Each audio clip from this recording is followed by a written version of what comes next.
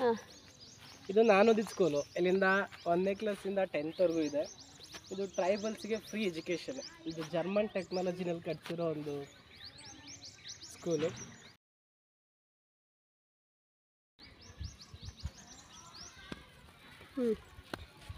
ಅದು ಇಲ್ಲಿ ಹಾಸ್ಟೆಲ್ ಮಕ್ಳ ಬಗ್ಗೆ ಫ್ರೆಂಡ್ ಮಾತಾಡು.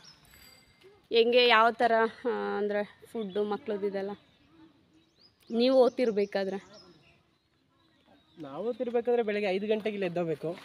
ಸ್ಟಡಿ ಅಂತ ಹೇಳ್ತಾರೆ, ಅಂದರೆ ಟ್ಯೂಷನ್ ಥರ ಮಾಡ್ತಾರೆ 5 ಗಂಟೆಯಿಂದ 6 ಗಂಟೆವರೆಗೂ. ಅದಾದಮೇಲೆ ನೆಕ್ಸ್ಟು 7 o'clock ಒಂದು ಪ್ರೇಯರ್ ಇರುತ್ತೆ. ಅದೇ ಪ್ರೇಯರ್ ಹಾಲ್. ಪ್ರೇಯರ್ ಕಂಪ್ಲೀಟ್ ಆದ ತಕ್ಷಣ ಅಗೇನ್ 1 hour ಫ್ರೆಶ್ ಅಪ್ ಆಗಲಿಕ್ಕೆ ರೆಸ್ಟ್ ಇರುತ್ತೆ ಮಕ್ಕಳಿಗೆ. ಅದಾದಮೇಲೆ 8:30ಗೆ ಬ್ರೇಕ್ಫಾಸ್ಟ್, ಅದು ಡೈನಿಂಗ್ ಹಾಲ್ ಅಂತ. ಮಕ್ಕಳು ಹಾಸ್ಟೆಲ್ ಎಲ್ಲರಿಗೂ ಅಲ್ಲಿ ಫ್ರೀ ಊಟ ಸಿಗುತ್ತೆ. ಬೆಳಿಗ್ಗೆ ಬ್ರೇಕ್ಫಾಸ್ಟ್ ಇರುತ್ತೆ. ಬ್ರೇಕ್ಫಾಸ್ಟ್ ಮುಗಿದ ತಕ್ಷಣ 9 ಗಂಟೆಗೆ ಪ್ರೇಯರ್ ಇರುತ್ತೆ. ಸ್ಕೂಲ್ ಸ್ಟಾರ್ಟ್ ಆಗುತ್ತೆ.